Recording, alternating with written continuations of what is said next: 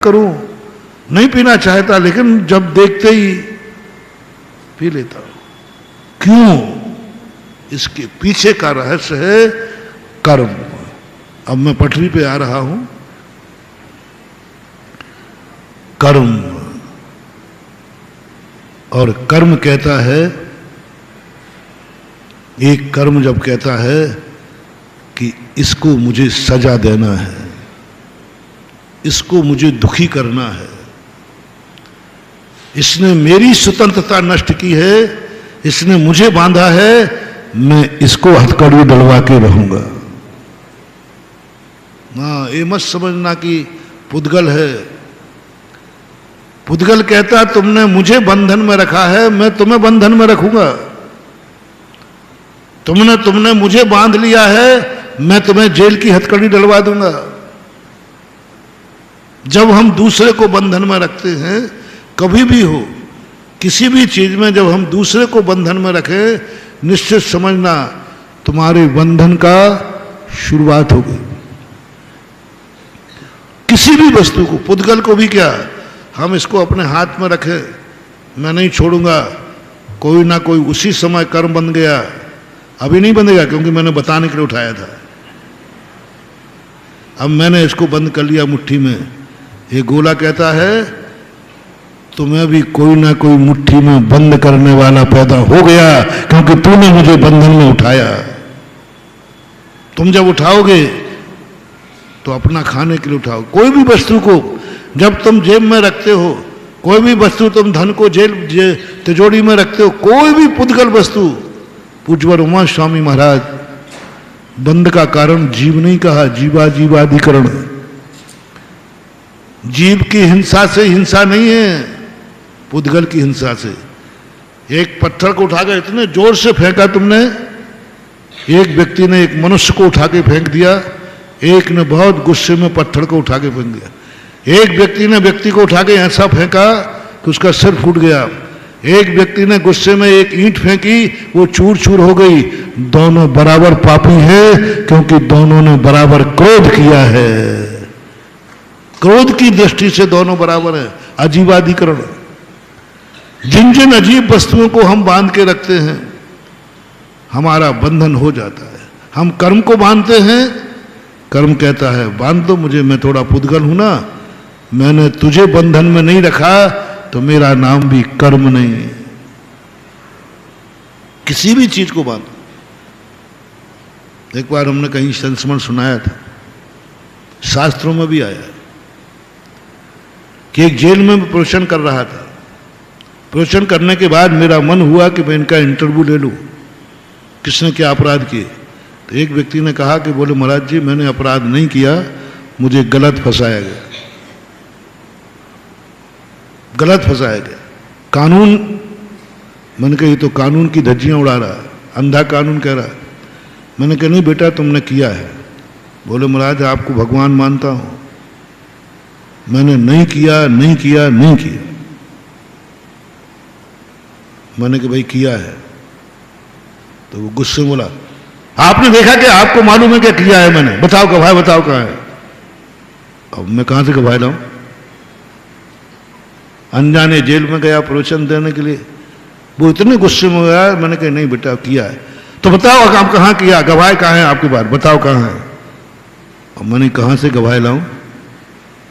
तो मैंने आंख बंद कर ली। जिसका कोई नहीं होता ना गवाह, उसका भगवान गवाह होता है। मैंने जैसे आंख बंद की, यथार्थ घटना है, जैसे मैंने आंख बंद की, आधे मिनट में नहीं हुआ, आधा क्या पाव मिनट भी नहीं हुआ, और एक पिंजड़ा मेरे सामने उतरा नीचे, जिसमें तोता था अंदर। वो मेरे सामने, ऐसा आंख बंद किए वो पिंजड़ा सामने आ रहा है। मैंने कहा पिंजड़ा सामने, आंख खोली तो वहां कुछ नहीं था,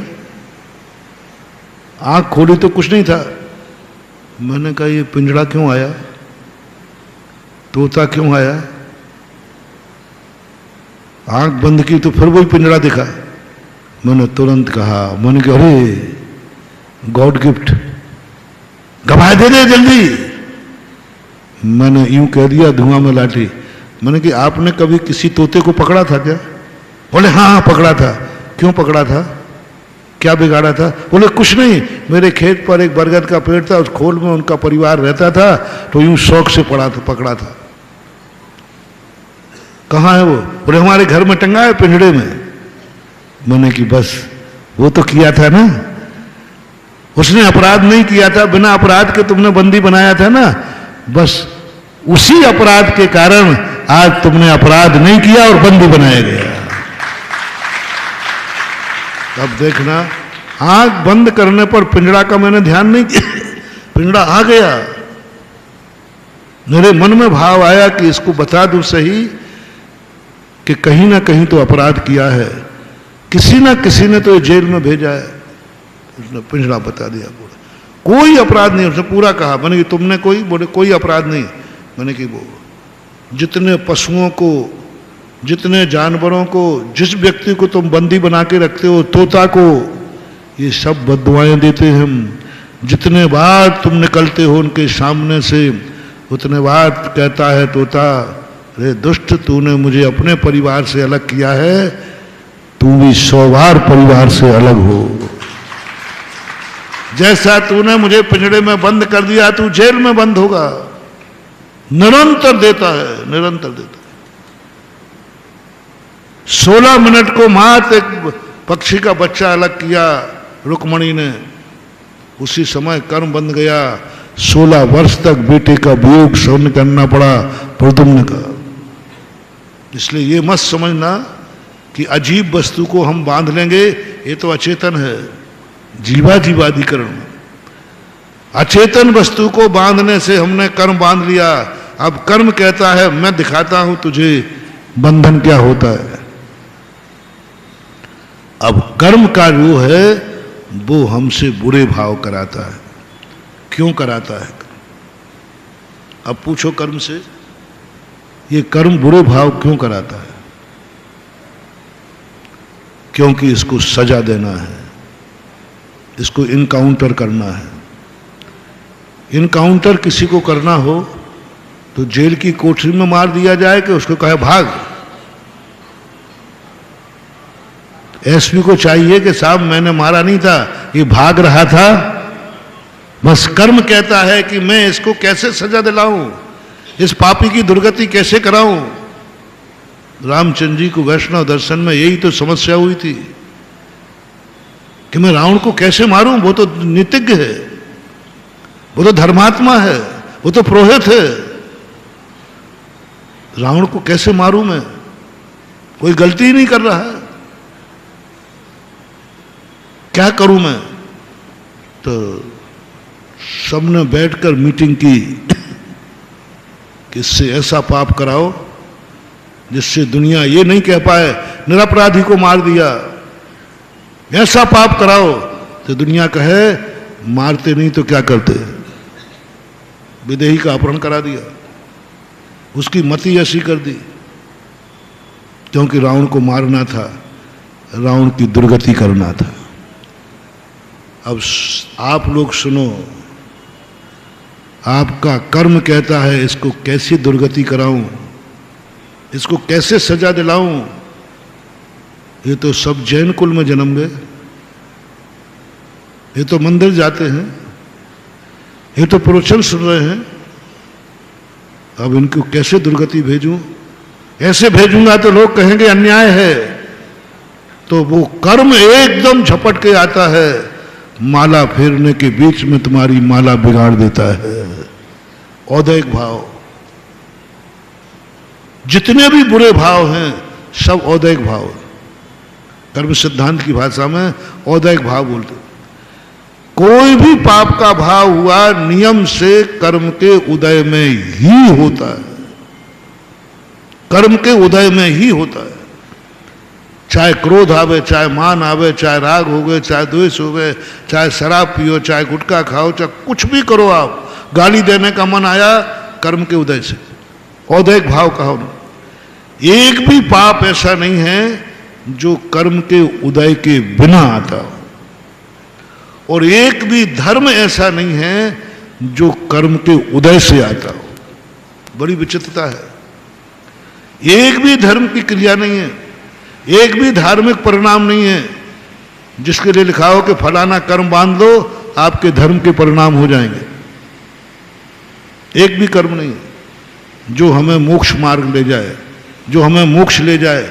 एक भी कर्म नहीं है जो मंदिर ले जाए, एक भी कर्म नहीं जो प्रवचन में बैठाल दे, एक भी कर्म नहीं जो माला फेरने बैठाल दे, एक भी कर्म नहीं जो मुझे ध्यान में बैठाल दे, एक भी कर्म नहीं जो मुझे सामायिक करा दे, एक भी कर्म नहीं जो प्रतिक्रमण करा दे, एक भी कर्म नहीं है जो तुमसे पूजा करा दे। कर्म नाम की चीज है ही नहीं। मैंने बहुत खोजा कौन सा कर्म बांधूं जिससे ये धर्मात्मा हो जाए, कौन सा कर्म बांधूं जिससे ये गुस्सा खत्म हो गए, क्षमा भाव आ जाए। जितनी अच्छी बातें हैं कर्म के उदय से नहीं होती, कोई कर्म नहीं। इनको औदैक भाव नहीं कहा, धार्मिक परिणामों को क्षयोपशम भाव कहा। क्षयोपशम का अर्थ होता है कर्म का क्षय, क्षयोपशम उपशव होता है तब धर्म का। इसलिए धर्म कार्य करते समय किसी कर्म का इंतजार, दान किसी कर्म के उदय से नहीं होता, लेकिन कमाई, धन आएगा तो कर्म के उदय से आएगा। धन पाप में जाएगा कर्म के उदय से जाएगा, और कर्म दान में जाएगा तो कर्म के उदय से नहीं जाएगा, तुम्हारे पुरुषार्थ से जाएगा, तुम्हारे भाव से जाएगा, औदैक भाव नहीं। दान, पूजा, शील, उपवास, स्वाध्याय, जितनी भी तुम प्रवचन करने सुनने आए हो कर्म के उदय से नहीं आए हो। कर्म का उदय प्रवचन को रोक सकता है। प्रवचन सुनने नहीं जाना किसने रोका है? कर्म, कर्म ने रोका। प्रवचन सुनने जाऊंगा, कर्म नहीं भेज रहा है, तुम खुद आए। प्रवचन सुन ही नहीं सकता कर्म के उदय में। हाँ, कर्म का उदय प्रवचन सुनने में सहयोगी जरूर है, लेकिन प्रवचन सुनने का जो भाव आया ये कर्म के उदय से नहीं आया। मुझे मुनि बनने का भाव आया, कोई कर्म नहीं है जिस कर्म के उदय से व्यक्ति मुनि बन जाता है, कोई कर्म का उदय नहीं। जिस कर्म के उदय से बांध दो तो पूजा का भाव आता है, अभिषेक का भाव आता है, कोई भी धर्म क्रिया नहीं। और जितने बुरे भाव हैं, मंदिर नहीं आने का भाव आ रहा है, कर्म का उदय। दान देने का नहीं भाव आ रहा है, कर्म का उदय है। गाली देने का मन आ रहा है, यही मुंह है। पूजा पढ़ने का भाव आ रहा है, कर्म का उदय नहीं। गाली देने का भाव आ रहा है, कर्म का उदय है। निर्णय करो, हमारी सारी शक्तियों के पीछे कर्म छुपा है वो। अब दूसरा प्रश्न उठाओ, कर्म ऐसा क्यों करता है? बुरे भाव क्यों कराता है? क्यों कराता है बुरे भाव? क्योंकि तुझसे उसका बैर है, वो तेरी दुर्गति करना चाहता है। कर्म कहता है मुझे तेरी दुर्गति कराना है। दुर्गति जब ही होगी जब माला फेरते समय तेरा परिणाम बिगड़ेगा। तेरी दुर्गति जब ही होगी जब तू धर्म से विमुख होगा। तुझे नरक जब ही भेजूंगा जब तुझे दान देने का भाव नहीं आएगा। बड़ा आदमी जरूर बनाऊंगा। हो ये मत समझना महानुभाव, तुम्हें बहुत धन दे दिया यानी कर्म की बड़ी कृपा है। नहीं, दुश्मन कितना भी मीठा बोले, दुश्मन अहित ही करेगा। कर्म कभी भी हमारा हित नहीं कर सकता। इतना धन दे रहा है, तुम कह रहे हो कर्म की कृपा है। महानुभाव, चाहे शरीर स्वस्थ मिले, चाहे धन दौलत मिले, आंखों में देखने की ताकत, जितनी चीजें तुम्हें मिली हैं, तुम्हें क्या क्या चीज कर्म के उदय से मिली है? कर्म के उदय से क्या क्या चीज मिली, ये फैसला कर लो। अच्छी बुरी दोनों चीजें, जिसको तुम्हारी दृष्टि से बोलना हो। पुण्य और पाप, पुण्य पाप मिल पायन बेड़ी डाली। बेड़ी कहा है इन दोनों को, और तुम समझ रहे हो कि अच्छी चीज। कर्म के उदय से क्या क्या मिला है? पाप कर्म के उदय से तुम देख लो क्या क्या मिला है। पुण्य कर्म के उदय से क्या मिला तुम्हें? क्या मिला महाराज? अच्छा कुल मिला। पुण्य कर्म के उदय से हमें धन दौलत मिली, पुण्य कर्म के उदय से हमें परिवार मिला, पुण्य कर्म के उदय से हमें शरीर बलवान मिला, पुण्य कर्म के उदय से हमें जो चीजें तुम्हें पुण्य कर्म के उदय, नोट कर लेना, बस समझ लेना ये सब कर्म की बहुत बड़ी पॉलिसी है। तुझे ऊपर चढ़ाओ, ऊपर भेजो। यदि धनवान नहीं भेजेंगे तो नरक कैसे भेजेंगे? उमा स्वामी महाराज ने गरीब को नरक नहीं भेजा, भिखारी को नरक नहीं भेजा, और मन के भिखारी को तो भेजा ही नहीं। वह आरंभ परिग्रह तुम नारकस्य ऐसा। तुम सोच रहे हो कर्म मेहरबानी कर रहा है तुम्हें धन दौलत दे करके, नहीं, वो ऐसी मार मार रहा है कि चढ़ जा बेटा सूली पर, दान नहीं देने दूंगा, धन दूंगा और बुरे कार्य करने की मति दूंगा। ये दोनों कर्म में हो गया। देखो, पुण्य कहता है इसको धन खूब दो, और परिणाम करो कि शराब पी, जुआ खेल, अय्यासी कर।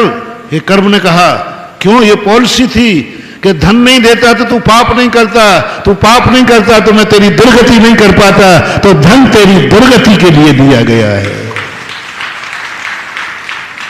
पूज्यवर उमा स्वामी महाराज ने ये रहस्य सूत्र के रूप में दिया। ये बहुत बड़ा धन दे दिया, आंखें दे दी तुझे, बहुत अच्छी आंखें दे दी, और उधर दूसरी मति देखी, बुरा देख, आंखें मिली है। बस अच्छी आंखें इसलिए दी थी कि तू बुरा देखे, अंधा बना देता तू देखता नहीं, और बुरा देखेगा तेरी दुर्गति हो जाएगी। अच्छा मन दिया, तू ऐसी बुरी चीजें सोच,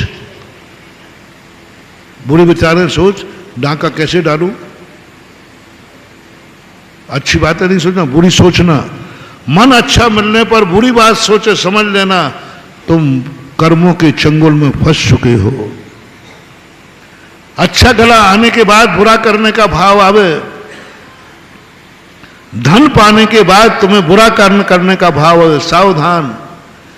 धन पाने के बाद तुम्हारे पास 1 लाख रुपया बचा है, 1 लाख रुपया बचा है, फैसला करना है 3। पहला फैसला, सब खर्च काट के 1 लाख रुपया बचा है। देखना तुम किसकी गिरफ्त में हो, तुम धर्मात्मा हो, बच जाओगे या दुर्गति जाओगे। क्या भाव आ रहा है? 1 लाख बचा है। पहला मन क्या कह रहा है? चलो ऐश करते हैं, घूमने चलते, मस्ती करते। समझ लेना तुम कर्मों की गिरफ्त में है। वो 1 लाख रुपया तुम्हें इसलिए दिया था जिससे तुम पाप कर सको। यदि वो 1 लाख नहीं देते तो तुम पाप नहीं करोगे, और कर्म कहता है इसकी दुर्दशा करना है तो इसको 1 लाख रुपया देना पड़ेगा, तभी ये पाप करेगा। सावधान, चेत जाओ। धन पाने के बाद पाप करने का भाव। दूसरा भाव आएगा, चलो इसकी एफडी बना दो, वक्त मौका पे काम आएगी। ये तुम्हें कर्म ने कहा दुर्गति तो नहीं भेजना है, लेकिन इसका कल्याण भी नहीं होना चाहिए, एफडी बनवा दे। तीसरा व्यक्ति कहता है, परिणाम देखना, कर्म ने 1 लाख रुपया दिए, अब कोई कर्म ये नहीं कहेगा ये मंदिर में लगा दे, भक्ति कलश ले ले, नहीं, कोई कर्म नहीं, कोई कर्म नहीं है। अब यदि तुम्हारी बुद्धि जागी होगी, ये कर्म मुझे अभिशाप देगा, 1 लाख रुपया ज्यादा इस कर्म ने मुझे दिलाए हैं। एक व्यक्ति वो है जिसका खर्चा भी नहीं निकल रहा है, एक व्यक्ति वो है जो पैसे को लालायत हो रहा है, भीख मांग रहा है, और मेरे 1 लाख बच गए, 1 लाख बच गए, मेरे पैसा बच रहा है। सावधान, कुप्पा मत होना फूल के, कोई षड्यंत्र है, कोई इंद्रजालिया है जो तुम्हें 1 लाख रुपया दे करके कह रहा पाप कर, पाप कर। नमोकार मंत्र पर पैर रख दे, कर्म का उदय। नमोकार मंत्र पढ़ रहा था शिवम चक्रवर्ती, पाप को कोई कर्म के उदय में नहीं पढ़ रहा था।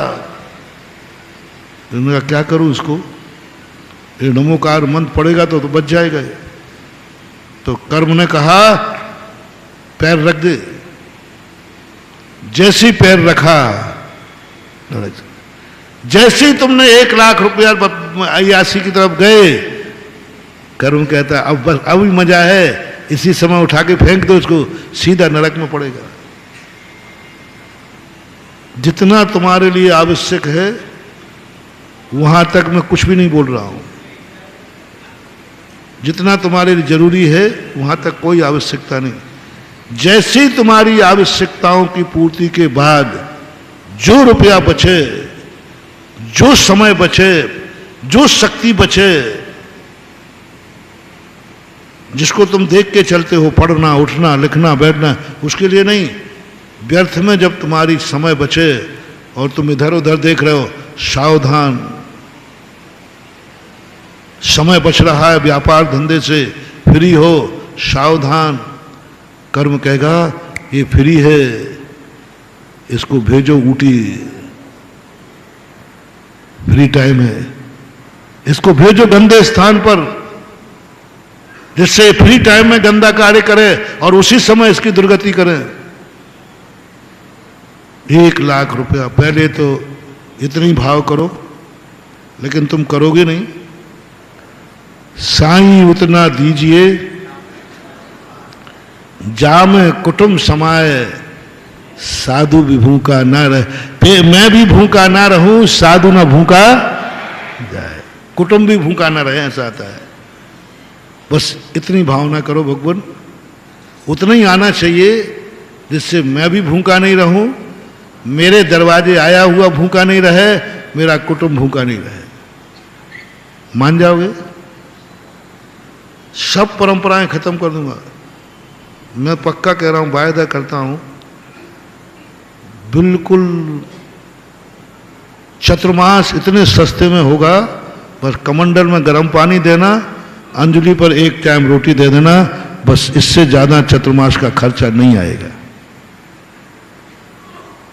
बस तुम नियम ले लो, बस तुम्हारे कारण परेशान हूं मैं, तुम ये नियम ले दिए, साईं इतना दीजिए जामे कुटुंब समाए, मैं भी भूखा ना रहूं, साधु ना भूखा जाए। चतुर्मास बिल्कुल सस्ता, बिल्कुल सस्ता। हमारे जगदीश बाबू कहते हैं एक दिन रास्ते में, बोले महाराज कुछ नहीं करने के पंडाल लगाया है। उनकी पंडाल, बोले पंचगणा के लिए लगाया था।